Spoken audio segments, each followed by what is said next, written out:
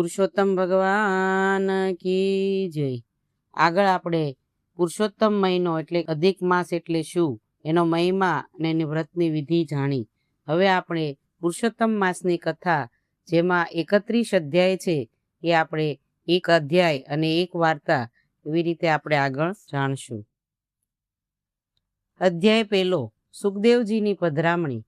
ધર્મભૂમિ નૈમિષારણ્યમાં અનેક ઋષિમુનિ અને તપસ્વીઓ પરમાત્માનું ધ્યાન ધરતા હતા. તો કોઈ વેદોનું અધ્યયન કરતા હતા. વેદ મંત્રોથી વાતાવરણ ગુંજી રહ્યું હતું. યજ્ઞોમાં અપાયેલી આહુતિઓથી સર્વત્ર સુગંધ પ્રસરેલી હતી.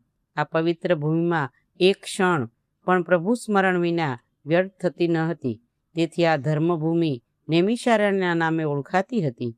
એકવાર અહીં ઋષિમુનિઓ ધર્મ ચર્ચા કરી રહ્યા હતા. એવામાં ત્યાં સૂત પુરાણી પધાર્યા. સુખદેવજીને આવેલા જોઈ મુનિજનોના મુખ ઉપર આનંદની લાગણી તરી આવી અને તેમનો આદર સત્કાર કરી તેમને યોગ્ય આસન આપ્યું અને નિવેદન કર્યું કે, હે સુખદેવજી, આપના શ્રી મુખેથી અમોએ અનેકવાર કથાઓ દ્વારા ધર્મામૃત પાન કર્યું છે. તેથી અમારી અનેક પ્રકારની શંકાઓ નાશ પામી છે. અત્યારે સંસાર સમુદ્રમાં અનેક લોકો ડૂબકા ખાઈ રહ્યા છે. તેઓના આત્માનું કલ્યાણ થાય એવી કોઈ કથા અમને કહો.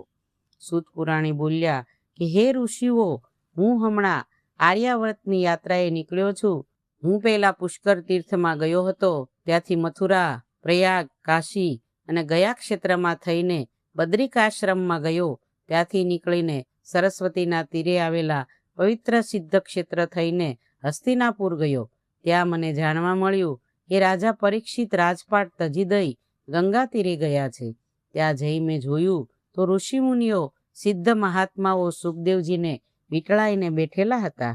માત્ર 16 જ વર્ષની વયના દિગંબર સ્વરૂપે વિરાજેલા સુખદેવજી સામે રાજા પરીક્ષિત 2 હાથ જોડીને પ્રશ્ન પૂછી રહ્યા હતા. સુખદેવજી તેમની શંકાનું સમાધાન કરતા હતા. સુખદેવજીના પરમ હિતકારી વચનો સાંભળીને રાજા પરીક્ષિતની મુક્તિ થઈ હતી. એ જોઈ હું અહીં આવ્યો અને આપ સૌ ઋષિમુનિઓ અને તપસ્વીઓના દર્શન કરી કૃતાર્થ થયો. બોલો પુરુષોત્તમ ભગવાન કી જય. આપણે અધ્યાય સાંભળ્યો. હવે આપણે તેની કથા સાંભળશું. કાંઠાગોર. પુરુષોત્તમ માસ આવ્યો. આખા ગામની સ્ત્રીઓ વ્રત કરે. સવારે વહેલા ઉઠી નદીએ નાવા જાય. નાહી ધોઈ કથા વાર્તા સાંભળે. કાંઠાગોરનું પૂજન કરે અને પુરુષોત્તમ ભગવાનનું સ્મરણ કરતા કરતા ઘરે આવે. ગામમાં એક ઘર હતું. એમાં એક ડોશી અને 2 વહુઓ રહે.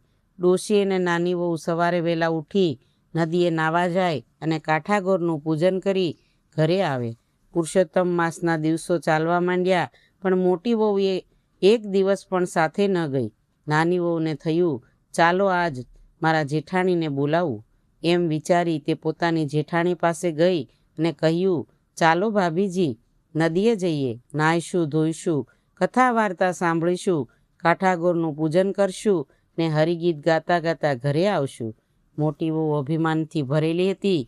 તે બોલી ઉઠી, મારે કંઈ આવવું નથી.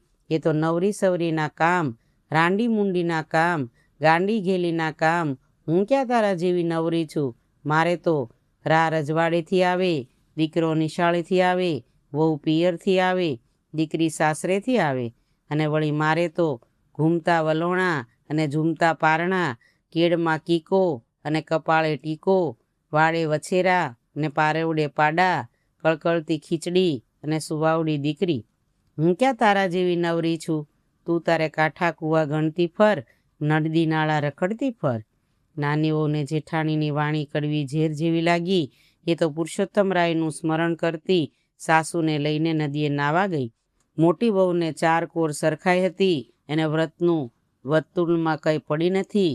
એ તો ઊના પાણીની તાંબા કુંડી ભરીને છપછપ નાય ને ધબધબ ધુએ, હાલરડા ગાય અને સુકડી ખાય. થોડા દિવસ વીત્યા ને કાંઠાગોરનો કોપ થયો. આજે મોટી વહુને તો રા રજવાડીથી ન આવ્યા, દીકરો નિશાળેથી ન આવ્યો, વહુ પિયરથી ન આવી, દીકરી સાસરેથી ન આવી.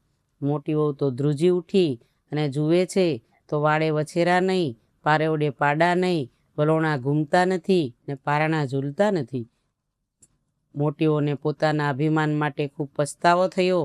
એ તો સવારે વહેલા ઉઠીને દેરાણી પાસે ગઈ, સાસુજીને પગે લાગી ને વિગતથી વાત કરીને કહ્યું કે મારું તો ધનોતપનોત નીકળી ગયું, હવે હું શું કરું? સાસુએ મોટી વહુને ધીરજ આપી ને કહ્યું કે વહુ, એ તો કાઠાગોરનો શાપ લાગ્યો છે, તું કાઠાગોરનું વ્રત કર, ગોરમાં બહુ દયાળુ છે, એમની કૃપાથી સૌ સારાવાના થશે. મોટી વહુને કહેવાનું માન્યું અને ઝટ દઈને ઉઠી છાબડીમાં ફૂલ ને દાબડીમાં કંકુ લીધા, ધૂપ અને દૂપ લીધા, શ્રીફળને સોપારી લીધા, કળશને કંકાવટી લીધા અને ખભે ચૂંદડી નાખી નદીએ નાવા નીકળી. મોટી વહુએ તો નાહી ધોઈ કથા વાર્તા સાંભળી, કાઠાગોરનું પૂજન કર્યું અને ગીત ગાતી ગાતી ઘરે આવી ને ઘરે આવીને જુએ છે તો જેમનું તેમ પહેલાં હતું એમ હેમખેમ થયું. મોટી વહુને તો કાઠાગોર ફળ્યા. તે દિવસથી તેણે નેમ લીધું કે જીવીશ ત્યાં સુધી કાઠાગોરનું વ્રત કરીશ અને ખરા ભાવથી કરીશ. આખો પુરુષોત્તમ માસ નદીએ નાહીશ ને હરિભજન ગાઈશ. થોડા સમયમાં તો જેઠાણીનું ઘર ભર્યું ભાદરું થઈ ગયું. જય ગોરમાં. જેવા મોટી વહુને રૂઠ્યા હતા એવા કોઈને રૂઠશો નહીં. જેવા મોટી વહુને ફળ્યા એવા સૌને ફળજો. પુરુષોત્તમ ભગવાન કી જય. કૃષ્ણ કનૈયા લાલ કી જય. વિષ્ણુ ભગવાન કી જય.